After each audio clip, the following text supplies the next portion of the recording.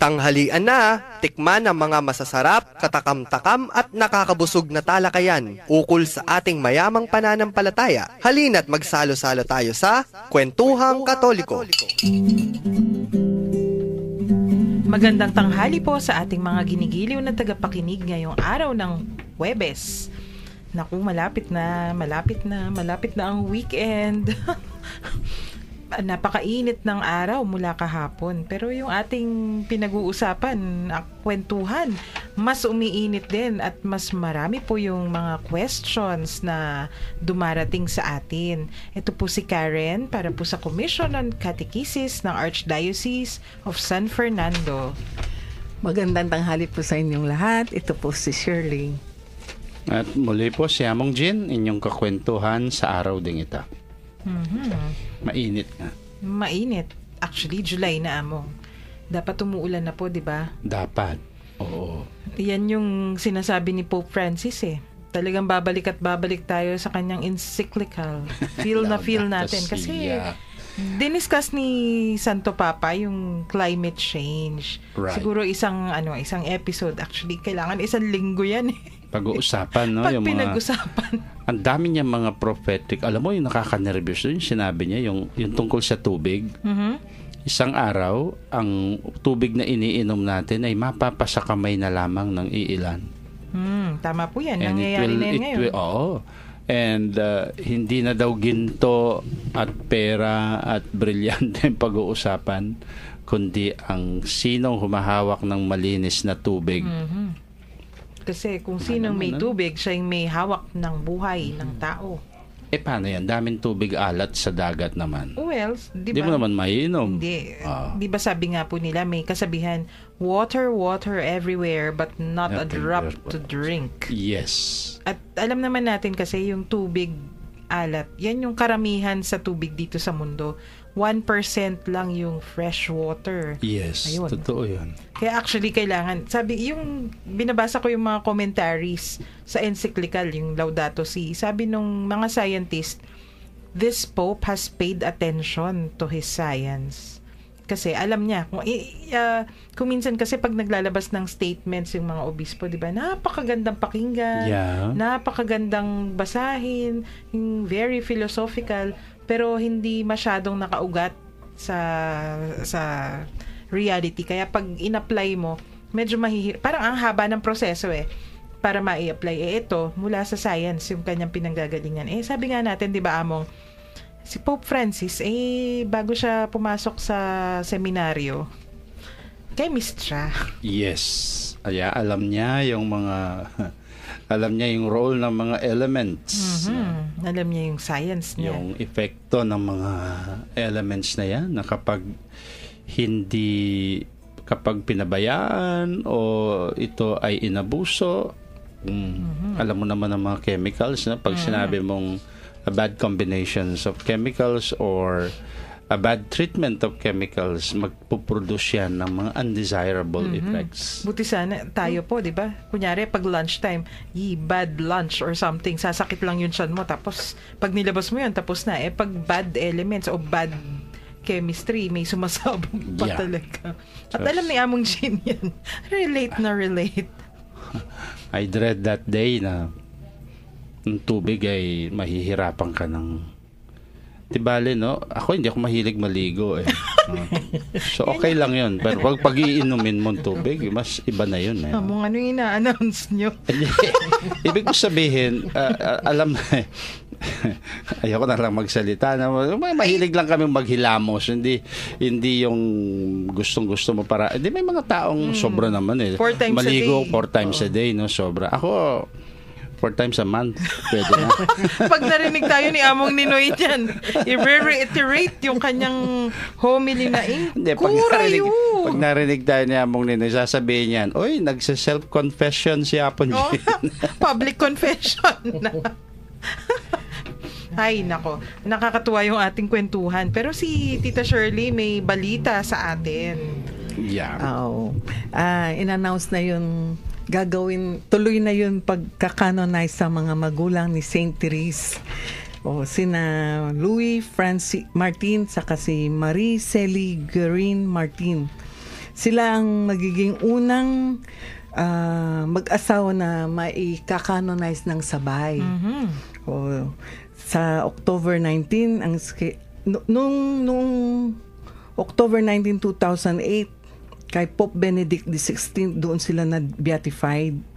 Ngayon, nung March 18, si Santo Papa Francisco naman, ni-recognize niya yung miracle na tungkol sa na-attribute sa mag-asawa.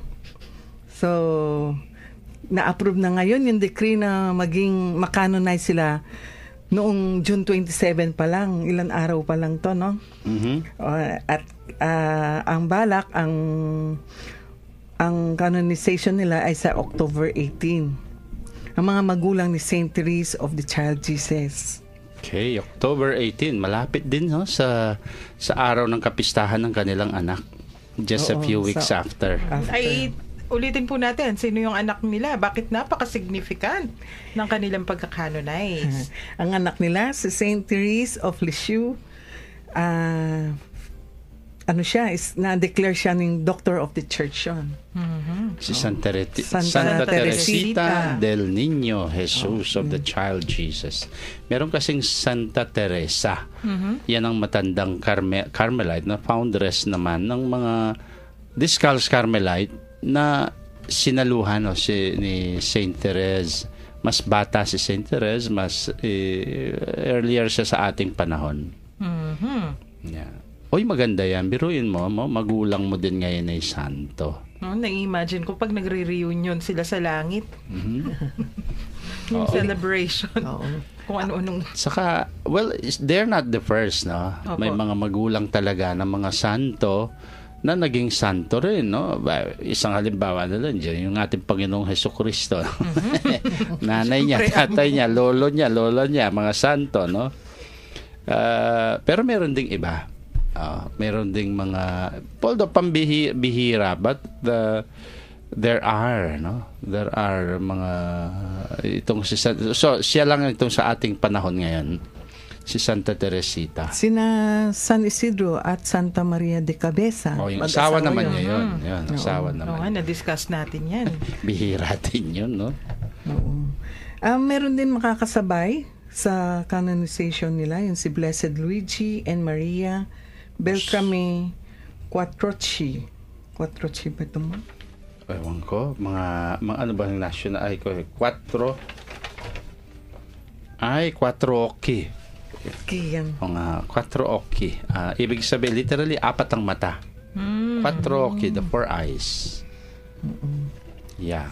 So, tita, kung sila po ay makakanonize na, di 3 members of the family ni, of course siya, no? Si Santa Teresita, at 2 pa yung kanyang magulang. Oo.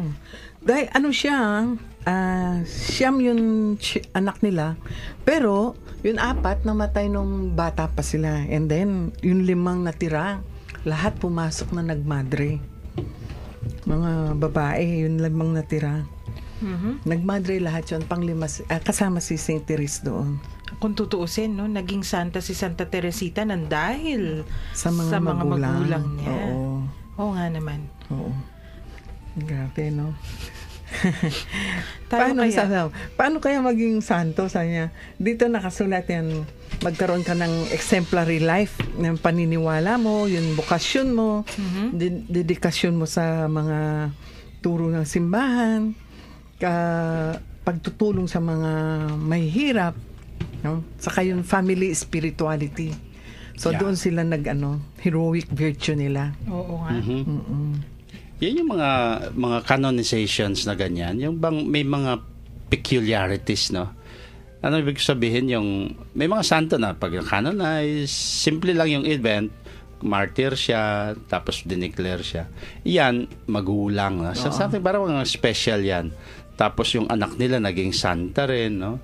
Meron din mga peculiarities like yung kay Saint, sino ba yung patroness ng mga kabataang babae sa Kalinisan, no? Recent, Santa Maria Goretti. Ano naman ang peculiar dun sa kanyang canonization? Karen, you remember? Nung kinanonize siya, pero sa buhay pa yung nanay niya, kasi namatay po siya dahil Ginagahasa sinamantala siya, siya. ginahasa siya. Gagahasa. Yung gumahasa sa kanya, Yes, nagbagong nandun. buhay.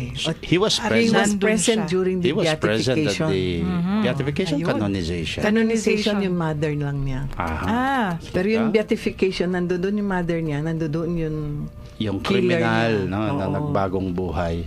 ayun nga sabi niya Ganda. kung hindi daw dahil dun sa ginawa niyang yun, hindi siya nagbagong buhay kasi umiba yung Oo. yung takbo ng buhay buhay niya. niya. Well, pwede rin nating sabihin kay John Paul II, no? Opo, si Buhay Mehmet pa si Ali Atcha. Mehmet Ali Atcha. Okay. Eh, nandun ba siya? Dumalo? Hindi yata Pinakawalan siya, Opo. di ba? He was pardoned. parang if I'm not mistaken, he was somewhere pero later on hindi, parang gusto niya yata makipag-audience kay Pope Francis pero parang hindi na Hindi na napayagan. pinayagan. So, ayan, mas magandang balita para Oo. sa atin yan, no? May mga bagong patrons na naman ng mga nanay at tatay, no? Opo. Itong parents ni Saint Therese, si Louis Martin and Marie Zélie Martin. Ayan, nag-Frances na si Aming Jean. Ang hirap kasi pag okay, Martin. O di, para po sa ating mga texters na may mga nagpadala na ng mga text sa atin maari po kayong mag-text sa amin, magpadala ng inyong mga tanong, yung inyong mga comments, kuro-kuro o mga kwento sa mga numbers na ito. So sa Smart, 0918-351-8282, 0918-351-8282, at sa Globe, 0917-363-3738, 0917-363-3738.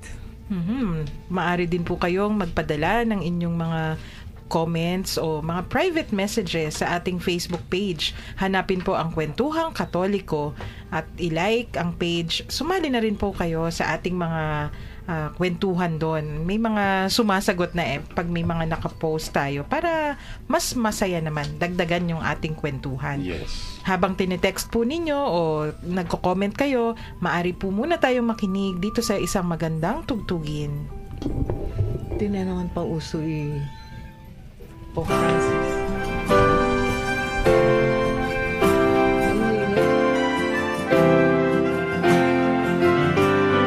Ngayon na't mag-iwang, maligayang tunguhin dambana ng Diyos sa kanyang tahanan.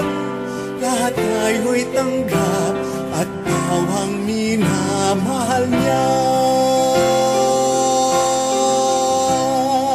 Ngayon na't mag-iwang, maligayang tunguhin dambana ng Diyos sa kanyang tahanan. Lahat tayo'y tanggap at bawang minamahal niya. Tayo na at magdasal na maghari sa tanan, ang katatagan, kapayapaan sa hirang niyang sambayanan. Tayo na't mag-iwang, maligayang tunguhin dambana ng Diyos sa kanyang tahanan. Lahat tayo'y tanggap at bawang minamahal niya. Diyos na di laging tanglaw, sa araw siya'y liwanag. Sinag naman ng buwan magdamag at ilaw magpakailanman.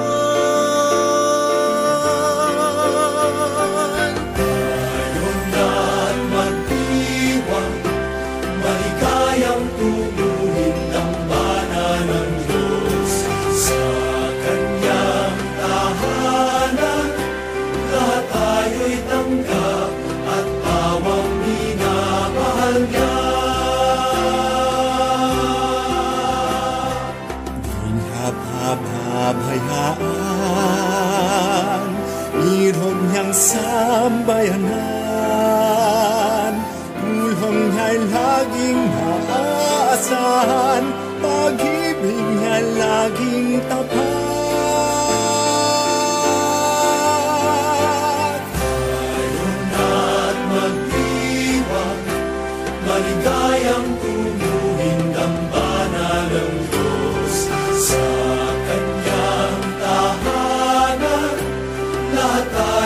tanggap at pawang minamahal niya.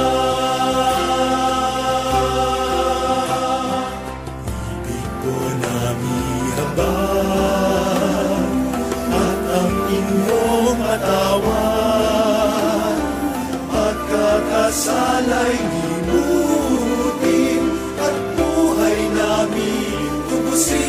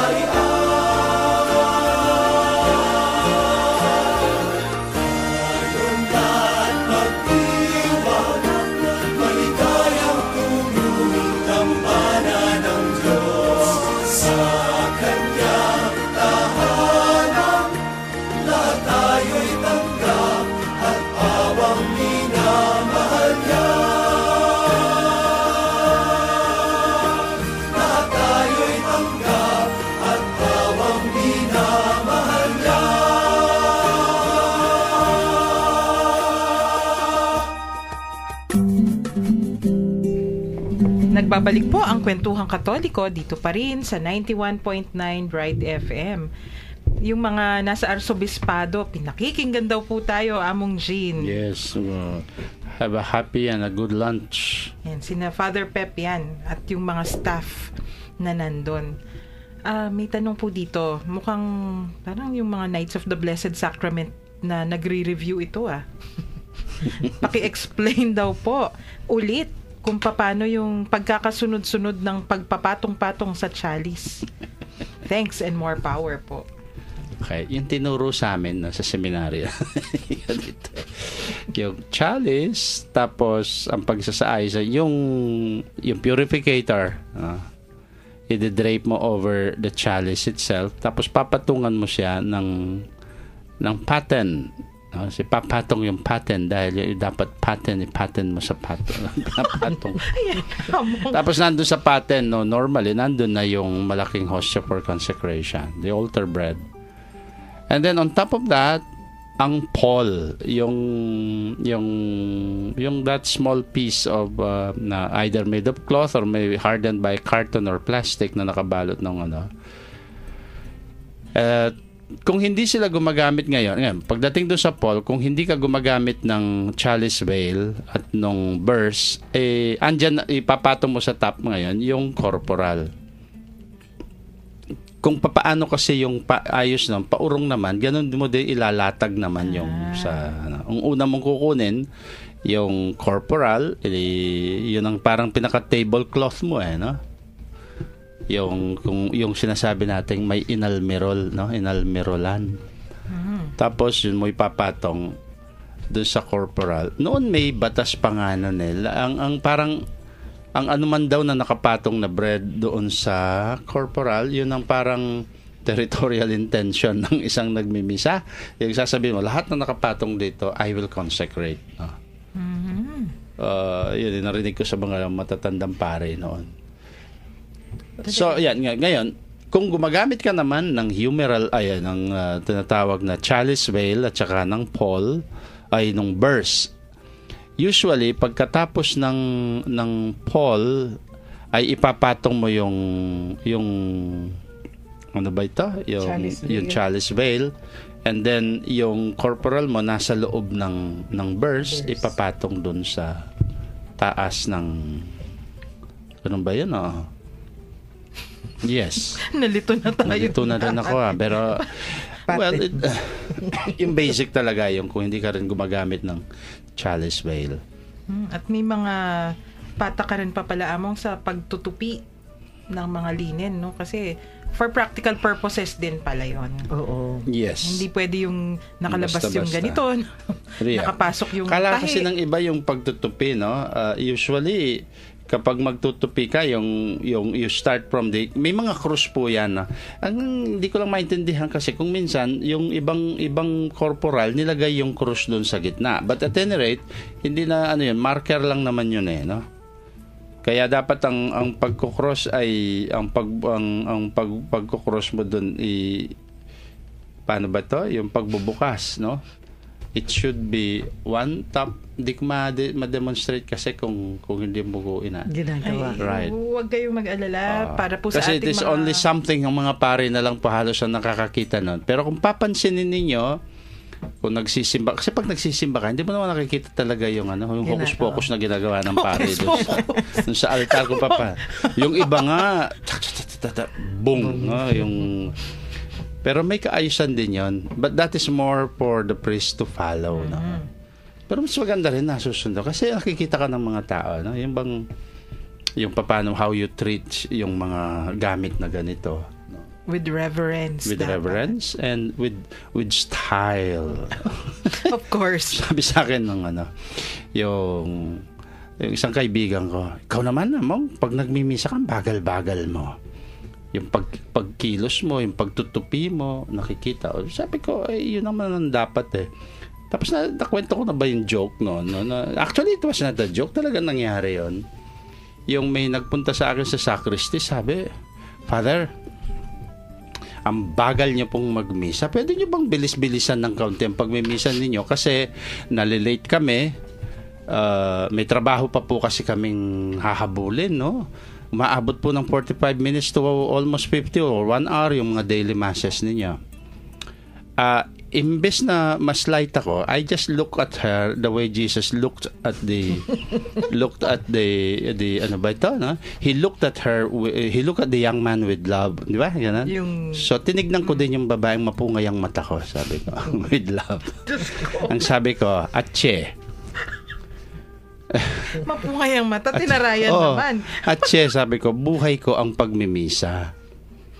Huwag niyong hingin sa akin na madaliin ko ang misa dahil imposible po sa akin yan, hindi ko gagawin. Hingin na ninyo kung gusto niyo, ligawan ko kayo, liligawan ko kayo, pero hindi ko gagawing mabilis yung misa ko. Gagawin kong bara-bara, no? Excuse me. Tita Shirley, pag may naniwala na naman yan, issue na naman Hindi, yan. totoo yun Kasi, it's just a lesson na manliligaw daw, sige nga. Oo. Alin ang gusto ninyo? Yung magmimisa yung pare na yung misang Period. Tapos huminga ka lang, tapos communion na. No? O kaya yung mga imbalance na ng balance. No. All my life as a priest, ang isang buhay ng isang pare, magmimisa ka, yun ang sentro ng buhay mo. Yun din ang sentro ng buhay ng mga mananampalataya. Give it your time. Kaya kapampangan po parati ko sasabihan kanta, mo lalabas nga pong Gino keng oras. Uling istong yang gewa na kaya kata, linabas na katamo muna nga pong Gino. May teta. May tabala tayo. No? Kaya, yung reminder na nakalagay doon sa katedral, mayroong isang madre. Niregaluhan kaming lahat ng mga parish archdiocese. I remember some years back, yung matandang madre na nag-a-attend sa naka-laminate. I left mine in Santa Rita. Nandun yun, no? Yes. Nakalagay yun. Nakasulat doon, sabi niya, Priest of God, celebrate this Mass as if it were your first Mass. Celebrate it as if it were your last Mass. Celebrate it as if it were your only Mass. Yung gandang reminder noon. Sa sacristy yan. Alala ko yan. Yes, nandun sa sacristy. Si Among Rick Pinakarve pa niya sa marble yun. Kikita mo nandun sa taas. Oh. Tama nga naman. At meron pa kami dun sa altar of sacrifice. Kaya pag may tendency ka na madaliin mo yung oras mo, anong ginagawa ko? Bubuksan ko sa Roman canon yung misa. Yung pinakamahaba namin lang. Ay, nagmamadali yan sa loob mo, ha? Sabi ko sa sarili ko, sige, para ma-remind ka, you don't do this with the Lord. Yun po yung mga, that is the passion sana dapat that we have. No? Hindi lang kami nagmimisa, kundi kayo din. Sa katedral naman o kaya sa ibang simbahan, daming oras ng misa. Di wag ka magsimba dun sa oras na malilate ka. Choose the mass that you can really give your quality time with God. In the name of the Father, and of the Son, and the Holy Spirit. Tapos na ang homily. Yun na yung homily for the day ni Among Jean. Ayan. May question. Kasi nasa vestments at linen at vessels po tayo. Yung tanong from 2272. Tanong po, ano po yung tawag at symbols ng mga tela na nakasabit po commonly sa mga poste sa taas? Thank you po. Banners. Banners. Poste. Saan poste? Sa simbahan po siguro. Kasi wala. yung mga... Wala. Standarte siguro. Kasi sa poste o di sa taas daw. Banners po yun. Yun mga organization siguro, ma'am. O yung are they referring to yung sa mga Doric na heads ng columns sa tingin ng ko yun, cathedral? yung banners na depende sa season. Okay. Ewan ko po. Well, depende, no? Kung ano yung may mga... Kung marunong kayong mag-Google, ano sa magandang i-Google, ang Cathedral ng Cubao. Opo. The interiors ng Cathedral ng Cubao. Ang ganda po ng mga banners nila doon. Hindi nila inaalis yata yung mga banners sa side. Marian ang mga symbols. They are the beautiful blue banners in gold. Tapos makikita mo yung mga tassels, then makikita mo yung mga symbols ni Mama Mary. Yung AM na kung tawagin, yung mistakenly by many sinatawag nilang Ave Maria symbol. Hindi po Ave Maria yan actually. Although they are the A and the M put together. It is not, but the real meanings to po nung dalawang yun is Auspice Maria. Hindi Ave Maria. Anong ibig sabihin namang?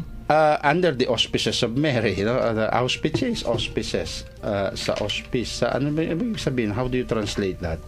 Yung Pangangalaga. Sa pangangalaga ni Maria, pwede rin, no? Yeah. Yun yung hindi po siya Ave Maria, no? So, kung makikita po natin yung banners na yon, depende din kung ano yung kulay ng season. Yes. Usually, kunyari ngayon, green, kasi ordinary time. Or it also symbolizes, kung minsan kasi mga banners are permanent, pwede rin sila mga permanent reminders. What the cathedral, yung sa Cubao, no? Yes. Pag blue, because it's the Cathedral of the Immaculate Conception. Siguro sa Cathedral din ng San Fernando, pwedeng gawin yun. But, yung mga lower type na banners sa baba, yun, they go together with the color ng celebration. Mga yung question na, yung crucifix sa ibabaw ng altar. Saan haharap? Sa harap sa pare o harap sa... May nakakatawa dyan kasi noon kasi nung late sa Vatican II na lang nangyari yung Christocentricity dapat ng mga altar, no. Di ba yung maraming mga altar sa atin ang nakasentro, hindi krus yung mga santo. Pero may mga krus sa mga on top of na mga 3 gradas na altar, yung unang altar noon. So on top of the tabernacle, andun yung may mga crucifix sila, like what we have tried to do ngayon, what we did now sa cathedral. Kasi nung dumating ang panibagong itong bagong kautusan ngayon na there should be a crucifix, there should be a cross crucifix sa altar. So, nung tiner down, pinagtatanggal yung mga altar na 3 gradas na yon, tapos iniharap ngayon yung altar sa mga tao. Yung standalone, nagka-problema. yung mukhang mesa na. Kasi noon, nagmimisa ka nakatalikod, yung crucifix na hinaharap ng pare. Ngayon humarap ang pare sa tao. Ano yung role ng crucifix? No? So, nangyari, di sa harap, di nakatalikod sa mga tao naman yung crucifix. May mga ginawang models yun, double crucifixes, yung may nakapako pareho sila sa likod. Meron. I remember doon sa town namin sa Bamban, no? Yun. Pero ngayon wala. Gusto kong kolektahin din yun. Wala din na mahirap nang hanapin ngayon. Wala na yun. Pero para sa akin, yung kung may crucifix na kaya yung ginagawa to be safe, nilalagyan na nila ng processional cross sa side ng altar. Yung malaki. No? Pero kung meron na sa altar, you don't need to put the cross na doon sa side. Kasi magkakaroon ng duplication. Kung wala talaga, may maliit ka lang na cross. Pag ako nagbimisa, gusto ko nakaharap sa akin yung crucifix. Di ba alin nakatalikod sa tao? Ako naman yung nakaharap sa kanila eh. Mukhang si Pope Francis nakaharap sa kanya. Yeah, ihaharap sa kasi yun yung, kinaugalian din po nila yan eh. Yung mga Jesuit masses na yung mga misang na-attendan ko na, yung nagmimisa, Jesuita, laging may cross. Hindi nawawala yung crucifix sa kanila, pero sa kanila yun nakaharap. Totoo yan. Yeah. May mga tanong pa po, Among. At yung isang tanong dito, kapag yung EMDC daw o altar server, hindi altar server, Knights of Columbus or EMDC, nag-retire na, matatawag din po ba daw silang emeritus? Yung emeritus po is Brother very... Bongbing yata ito. Right. Yung emeritus po kasi is mostly... Well, sa practice natin, it's still an it's still a clerical term, no? Applied doon. Kami nga po, hindi... Pwede rin ba na kaming mga parish priest? Pwede rin emeritus parish priest, no? Ang pagkakaalam ko po sa emeritus sa obispo, like si Archbishop Cruz, hindi siya emeritus ng Archbishop of Pampanga kasi hindi niya tinapos yung term niyang bilang obispo o nag-retire. Hindi katulad si Aposeto na bumaba siya sa pwesto, natapos na ang term niya bilang Archbishop din, no, at wala na siyang ibang assignment, hindi siya nilipat kasi pag nilipat ka, you are still the ordinary of that diocese. Wala na silang pupuntahan dahil retired na, so nabibigay yung emeritus, no.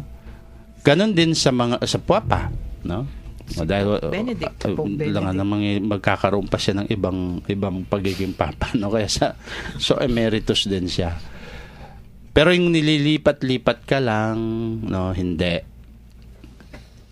Kaya resident bishop kasi importante doon yung diocese mong actually na ginogobyernohan ngayon. Pero siguro sa EMDC pwede ring tawagin ex siguro.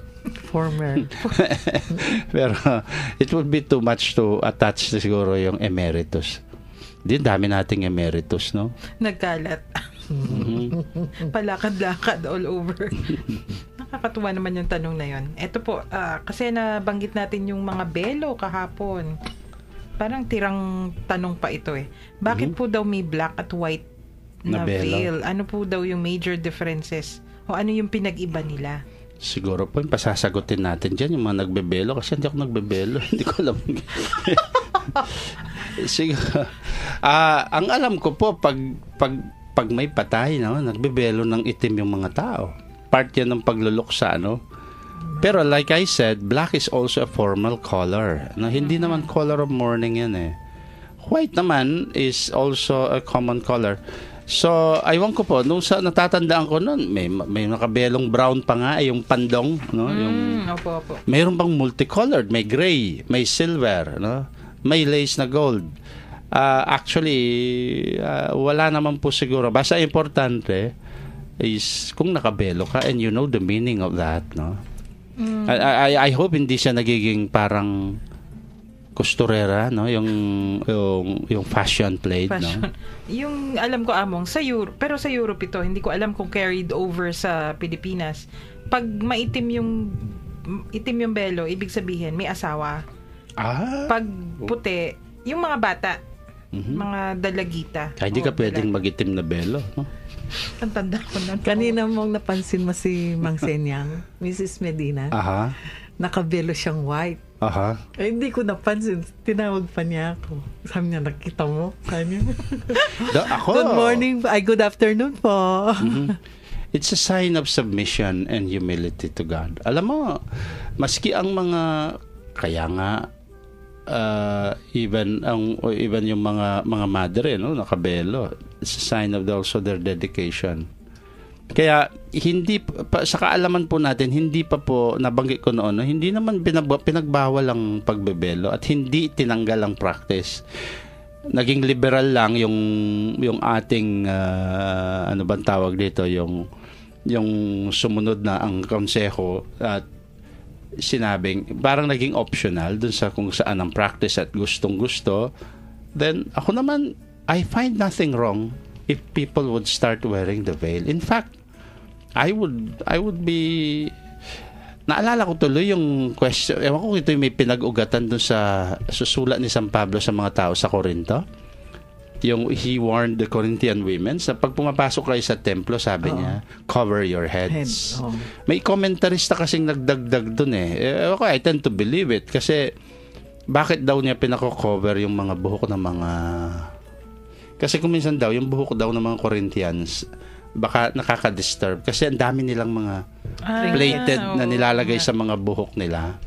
Siyempre, kung may mga parang antena kang gintong gagalaw-galaw doon, may mga ubas-ubas na ginto sa ulo, yung mga ornaments, no? Kaya, naman, takpan mo. O kaya daw, sabi, dahil daw ang mga babae ay pag daw nagkukwento, actually doon sa utos ni San Pablo, sabi niya, wear a veil and shut your mouth. No, huwag kayong magsalita sa loob ng simbahan. Yeah, kasi we'll look for that text. Kasi huwag kayong magchismisan, sabi. Kaya kasi ko pinagbebelok para sa gayon, hindi mo mahalata kung sakaling nagchichismisan, no? Di ba ganyan? Tatakpan yung bibig nila sa belo nun. Tapos, uy, si Father late, umuwi kagabi, ano? Chismisan. Tsaka makikita mo yung galaw. Dapat tayong dalawa. Dagdag. Dapat tayong dalawa pala nakabelo nung pumunta tayo ng Sorsogon. Kasi, oo nga, ano? Pagpasok kasi, Among, pag nakita namin, iba yung mga retablo doon iba yung pintura ng mga simbahan. Nagtitinginan muna kami ni Tita Shirley. Tapos kuminsan, ay, tingnan mo yun, ang ganda nung ganito. Yung kautusan na magbelo, ang mga Hudyo, ganun, ha? They have the prayer shawl. Paghaharap sila sa Wailing Wall, paghaharap sila sa panalangin, they cover also their heads. Mga lalaki yan, ha? It is also a kautusan sa kanila. I forgot the name of that veil. May tinatakpan din nila kasi yun ay simbolo ng pagpapasakop mo sa Panginoon. So, kidding aside po, maski nagbibiroan tayo dito, kung minsan we find funny things na mga nangyayari gano'n. But, totoo yan, no? Yung sa belo, it's still a very elegant and a very, although pietistic sabihin man ng iba, no? But, it's still a lovely practice. Kaya ako, I won't mind. And I might even encourage people to do that. Wag ho kayo mahiya. Kung gusto yung pakita yung pagpapasabit ninyo sa Panginoon, you feel like magbelo kayo sa loob ng magbelo po ka. Wag lang kumot, no? Baka yun yung pinag-uusapan natin nung isang araw, di ba? After ng misa, nung si Pope Francis at yung representative ng Patriarch. Yes. Nung bumaba, yung sabi natin, yung representative ni Patriarch Bartholomew, yun yung may head dress na parang nakataklob na itim. So yun ata, they also call it a veil. Oo. Yung parang sa madre, pero mataas lang sa kanya. No? Mataas na mataas. Kaya tinanggal nila yun nung pumunta na sila sa tomb ni St. Peter. Yes. Tapos nung paakyat, sinuot ulit nung kanyang assistant. Hindi ko alam kasi kung ano yung tawag doon. Archmandrite yata yung kasama niya yun, no? Or he could be another archbishop kasi yung ang mga Orientals kasi yung hindi sila pectoral crosses. Sa atin yung mga obispo, pectoral crosses, no? Sa mga Byzantinians, mga engolpion na tawagin nila, yung mga medalya malalaki. Yun ay yung medalya ng Blessed Mother, tapos ni Jesus Christ and one other saint kuminsan. Tatlo yan actually pag sinusuot nila yon. Nagki-criss-cross. Oo. Pag naka-cross lang, ang alam ko sa mga Byzantinians, sila ay mga archmandrite. Parang yung mga monsignor sa atin. Okay. Ito, sabi ko na maniniwala kay Among yung... Ay, sabi nito, 0392, tanong ko lang po sa mga pari, di po ba bawal po ang manligaw sa mga EMDC naman? Di po ba bawal ang pambabae? Ayan, kasi among eh. Bawal na bawal po ang pambababae. Hindi lang sa mga EMDC, kung hindi sa lahat ng mga hindi dapat mambabae.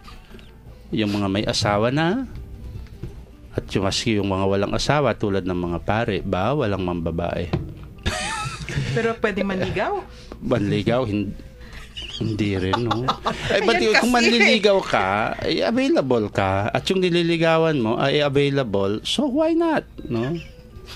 Kung binata ka, In short, hindi. oo. Among kasi, ayan na naman. Yung mga tanong sa atin, eto maganda. Bakit daw po sa first communion may veil yung mga girls? O nga naman, ang ikli ng mga belo nila pag first communion. So, ano po yung ibig sabihin nun, Among? Kasali din po ba yun dun sa pagpapasakop na sinabi? Alindan? Yung? First Mga communion. nagpe-first communion. Yes, of course. Tapos meron na rin, di naman natin maiiwasan, meron na rin, kasi if it is the practice, nagiging aesthetics na rin doon, no? Parang, kaya pagandahin mo na yung belo. Wag sana yung belong sobrang liit. No? Natatawa Bilog ko kung minsan yung mga bilog. Yung mga, meron ako nasimbahang mga parokya na may Pero mga EMD, nakapatong. may mga lecom silang, o yung mga choir nila, na belo. Sobrang liit naman yung bilog ng belo. Yung pamparang bibingka lang ang laki, no? Tapos nakapatong sa ulo. Tapos ang labong-labong ng buhok mo. Tapos ganun lang yung lilipad-lipad na ganun. Parang, ay, gandahan nyo na yung mga belo nyo kung ganyan, no? Something that is obviously covering the head, hindi yung portion lang of the head, no? Yung mga tanong natin, interesting Ito ay si Sister Tess. I feel like para akong advisor, gurong fashionista dito ngayon. Sabi ni Sister Tess, ito daw yung joke. Kaya daw may crucifix. Kailangan daw sabihin natin ito kay Father Jean Diesel. Bakit po nakaharap sa paring nagmimisa ang crucifix sa altar? Ang joke daw, para daw ma-remind ang pari na huwag antukin habang nagmimisa siya.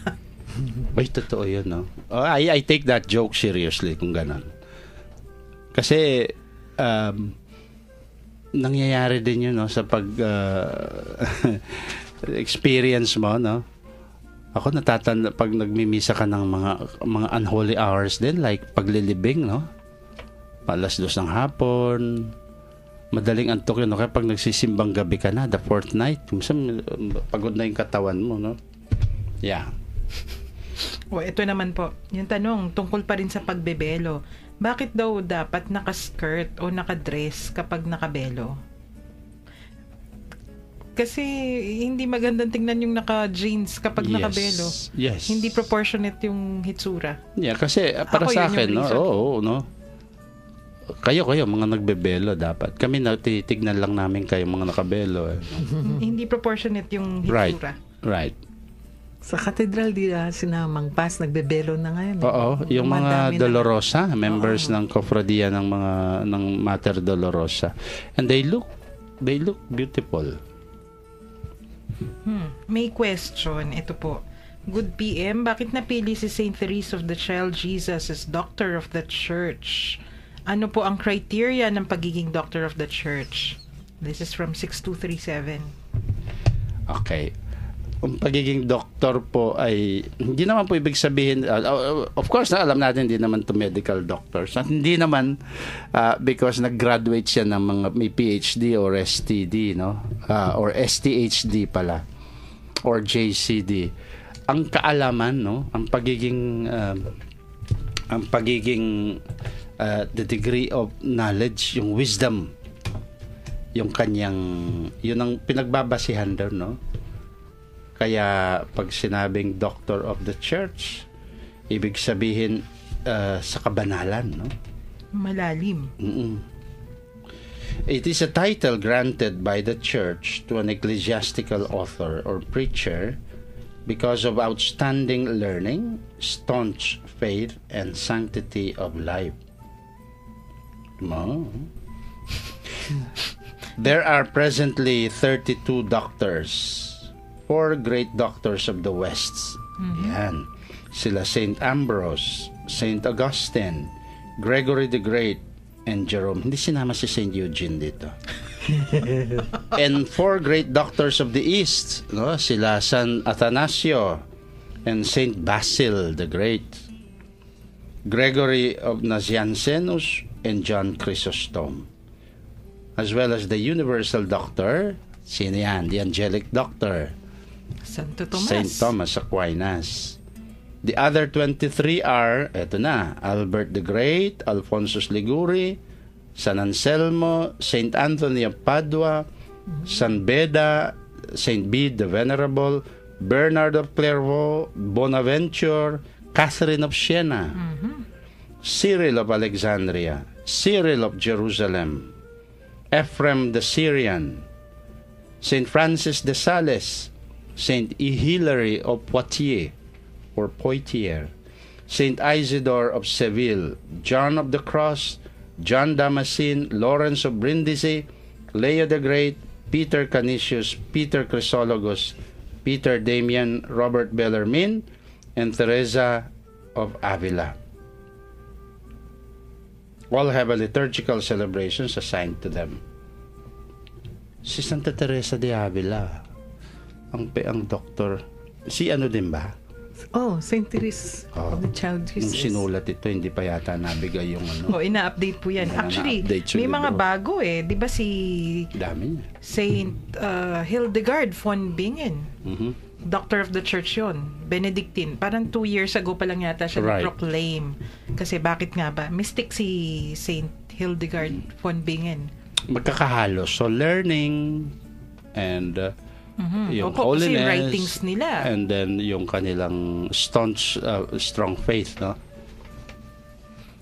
Dapat siguro among isang beses i-discuss natin yan. Kung ano yung of mga course. doctors of the church. Huwag po kayong mag-alala. Yung ating season 2 kinakasa na at mas ma-excite kayo doon. Actually, si Among Joel inaatake na nung dinidiscuss namin yung topics, malapit na siyang atakihin. Kasi sabi niya, magbubukas ako ulit ng aking notes on ecclesiology. Yeah, the Oh, church yes. we'll talk about. Konti-konti. Paunti-unti. Ano nga ba yung pagiging Katoliko? Sino nga ba yung mga Katoliko noon at ngayon? At paano nga ba umabot sa ganito ang ating pananampalataya? Kasama po yan lahat sa ating tatalakayin. Malapit na. Pero sa ngayon, Among Jean. Yes. So, paano nga po ba yan? I-summarize natin yung discussion natin for the day. Para bukas, tuloy-tuloy pa rin tayo. Yung interesting yung mga tanong, di ba? May tungkol sa vessels, may tungkol sa vestments. Ito po pwede nating sabihin that dito natin makikita the sacred ang mga liturgical celebrations po natin ay our sacred art. Mga banal na arte, banal na Sining at Sining. at sining nga ba? Yeah, art. Art. Oo. Oo, iba yun ka-artian. No? Ayun. Kasi si Among Jean sabi niya nung isang araw, kala nila kaartehan lang yung mga ganito, ganyan. May patakaran yan. Alam niyo po itong liturhiya natin, this is a rich, hindi po umabot sa atin ito ng isang araw lang o magdamagan. Itong mga practices natin pong ito ay hindi sila pawang, para bang mga additives lang or mga gawa-gawa. Kung hindi, they have long standing, may history, may pinanggalingan at may pinag-ugatan. No? Produkto po sila ng ilang, almost 2,000 years of life ng ating simbahan, ng Or ating even pananampalataya. Kaya tayong mga Katoliko, ako pag sabi ko, binabati ko yung mga liturgical celebrations natin ng mga ibang mga groups na parati lang isa sinasabi ko, we have beautiful celebrations. Ayaw sa gusto niyo, mas makulay yung mga sa amin, no? Kasi our relationship with God is also ganun din kakulay, no? Hindi yung tapos walang sasabihin, hindi nyo dapat gawin to, hindi nyo dapat gawin yan. Hey, we are humans. And the beauty of our human sentiments nakahalo din sa ating pagiging pagsamba sa Diyos. At yun ay kaaya-aya din sa Diyos. Kasama ang kultura, sentimiento sa pagsamba.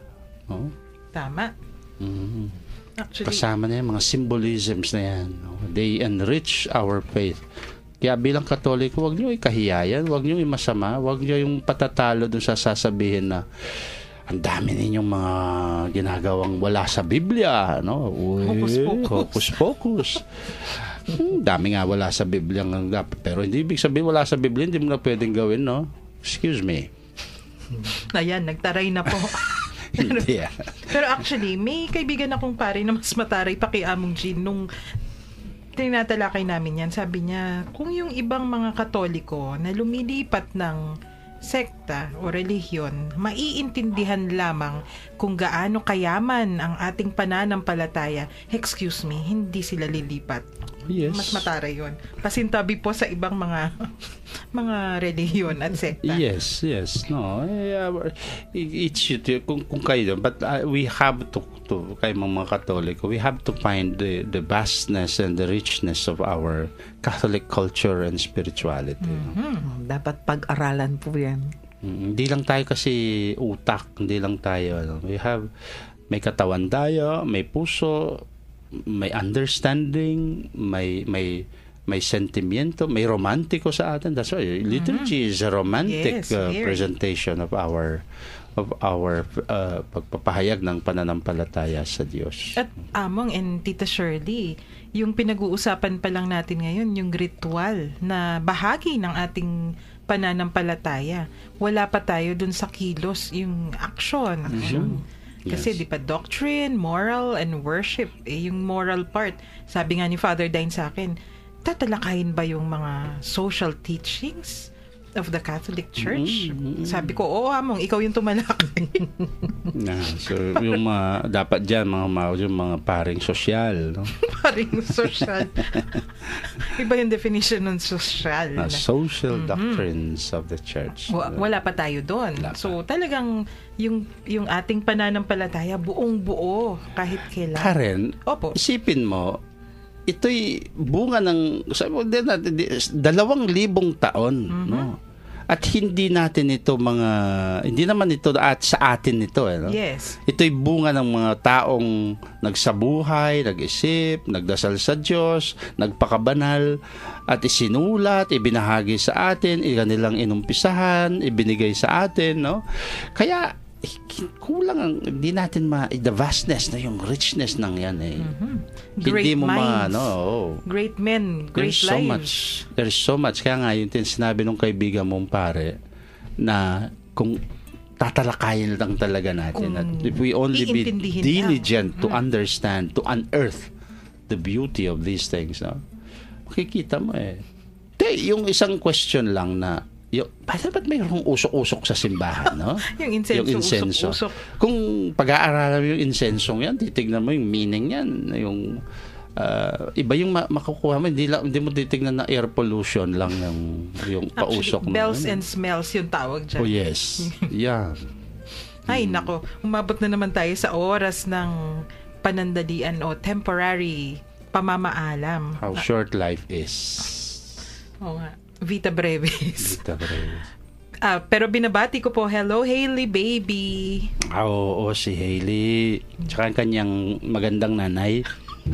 Di bali na yung tatay? Ganun si ba Apple. yun?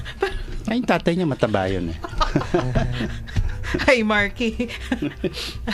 Nakikinig po sila ngayon. Nag-text sila sa'yo. Nakita ko si tatay kanina.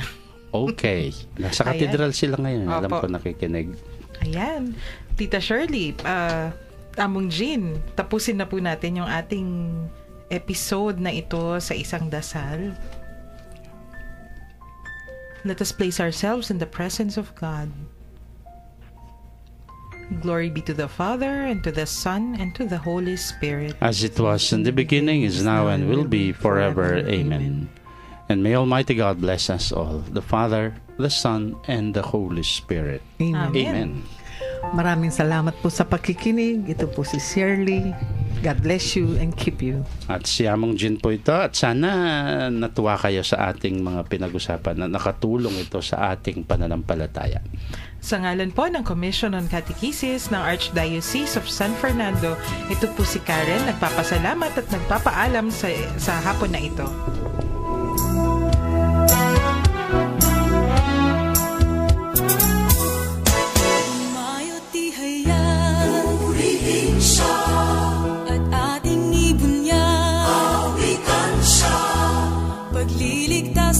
oras na sa krus ni Jesus ang siyang sa mundo